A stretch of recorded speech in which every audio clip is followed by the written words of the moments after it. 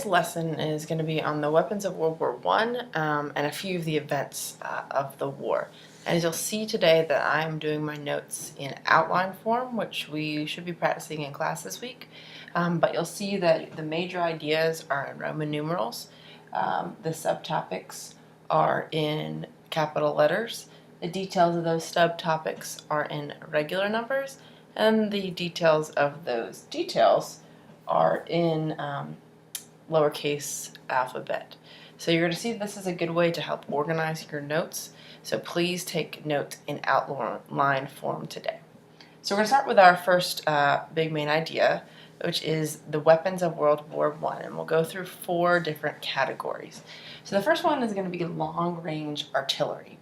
And these are guns that can shoot a really long way, not just guns that'll go a couple yards. So we'll start with machine guns. And as most of you know, these are weapons that can fire hundreds of rounds per minute by just one single person. So instead of having hundreds of people have to shoot at the same time, one person can stand with the gun and shoot hundreds of rounds. So it's going to do a lot more damage than the weapons previous. It's going to be the first major war that machine guns are going to be used, and you're going to see a lot more damage from them. They were used on both sides. The Allies and the Central Powers both used them.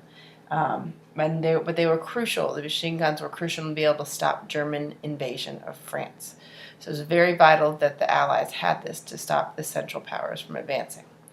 You also still have the cannon that's going to be used for lots of years before, but the cannon will kind of grow in power and be able to still launch long range.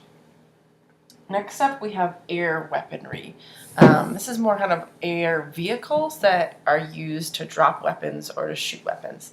So the first thing you have is a blimp. You may have seen these in football games. They hover above the football stadium, and they typically have a camera on them. In this war, they called the blimps the Zeppelin, and they were basically this big floating balloon that was manned by a person. And it was used at the beginning of the war to drop bombs, and sometimes would also carry machine guns and could shoot down people from above.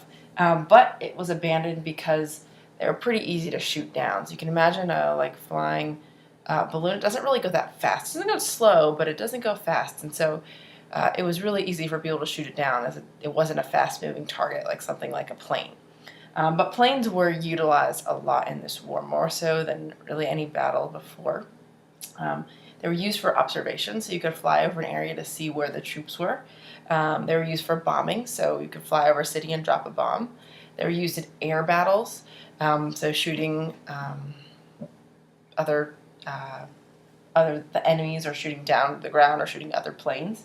They're often slow, clumsy, and unreliable, though. So as the war went on, they kind of progressed, but still they didn't have the same technology that we say to have today. And the most famous pilot was the Red Baron. This was a German pilot who became kind of their propaganda, their central warfighter, shot down probably hundreds of planes and killed many people, and became kind of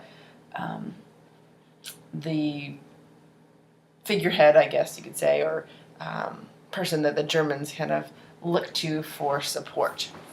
Next up, we have chemical weapons. And the 2 different chemical weapons that were used were mustard gas and chlorine gas. So mustard gas was colorless gas. It was often shot into trenches, which we have talked about this week. If you're watching this early, you might not know what trenches are yet. It led to blistering, vomiting, sore eyes, internal and external bleeding. Sounds very nice. And it took up to 12 hours to take effect. So you might get the gas in the trench, but you didn't really realize you had it in your lungs until 12 hours later. And that would take up to 5 hours to actually kill a person. So pretty slow, painful death. Whereas chlorine gas is a yellow or green gas, so you see it right away. It destroys your lungs, and victims suffocate slowly to death. So World War I is going to be the first time chemical weapons are ever used. They're going to continue to be used after this, but this is the first introduction. And chlorine gas was actually very important in the Battle of Ypres, and allowed the the Germans allowed the Allies to kind of attack the Germans because the Germans didn't quite know they were coming. Next up, we have land and sea vehicles. So vehicles that went over land and vehicles went into the sea that were also either carried weapons or used weapons, or war weapons. So you have tanks, of which everyone has seen today. They still exist today, and they're developed by the British. But they're really great because before, basically, they had to carry things or go over land was horses and maybe some vehicles. But this could cut across any rough terrain. It could really go over anything. And the only issue was there was not really reliable. So you might get over a big stump or something that you're trying to get over, but then it stops working. And so that's not really something that you want to have when you're trying to attack someone, a vehicle that's not super reliable. And then there were the submarines or the U-boats. And these were used primarily by the Germans. And this is essentially an underwater boat. So it can go above, it can go below. But the Germans used this as kind of their secret weapon. And they were the ones who used it probably most successfully, most often. And so they used torpedoes when they were underwater. No one knew they were there. We don't have the radar that we had during World War II. But the torpedoes will launch from the subs and will hit other ships that are out there. And the Germans even kind of openly said, we're going to attack whoever's in our ocean or close to us. And so they actually attacked passenger ships. So the Lusitania was actually just carried innocent civilians on it. It was just traveling in the water.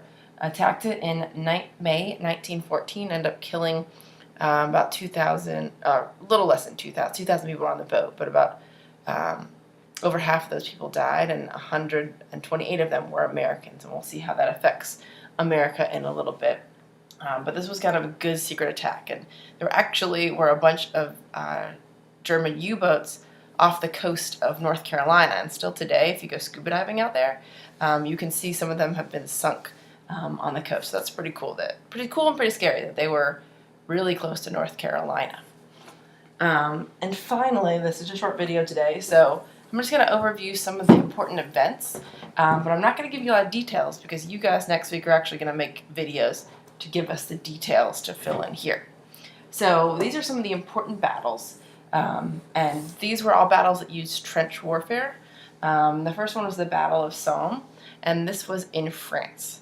Then you have two battles of Ypres, 1915 and 1917. There are actually five battles there, and this is in Belgium. But we're going to focus on these two. Gallipoli was in Turkey, right off the Mediterranean, and that's probably had some of the most deaths from trench warfare. And then finally, the one we won't do a video on, but I want to let you know, it's pretty important. It was in April 1917. The United States decided to enter the war. We had been a neutral country up until then, but as I said before, when the Lusitania was sunk, and the German subs that killed 128 Americans in addition to about 1,000 other people, that and a couple other things, the Germans saying, we're going to unrestricted sub warfare, so if we see someone in the water near us, we are going to shoot them regardless of who they are or if they're innocent civilians.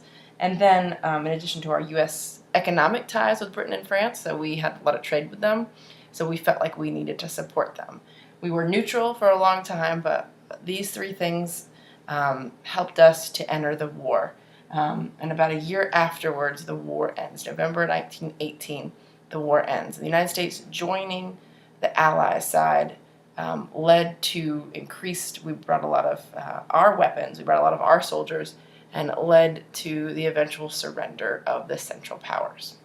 So next week you guys are going to be filming, and you guys will be up on YouTube giving us the rundown of what these important events were, what happened, how many died. So look forward to seeing students in the next few weeks.